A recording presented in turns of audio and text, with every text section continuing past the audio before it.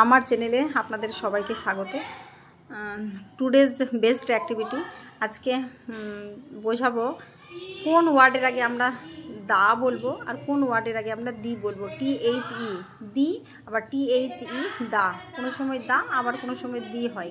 তো কোনটার আগে আমরা দি বলবো আর কোনটার আগে দা বলবো। যেমন ভাওয়েল AEIOU, এই ভাওয়েল যে সমস্ত ওয়ার্ডের আগে ভাওয়েল থাকে তার আগে আমরা দি বলবো। আর ভাওয়েল বাদে সমস্ত কনসোনেন্ট যা আছে, কনসোনেন্ট দিয়ে ওয়ার্ড যেগুলো আছে তার আগে আমরা দা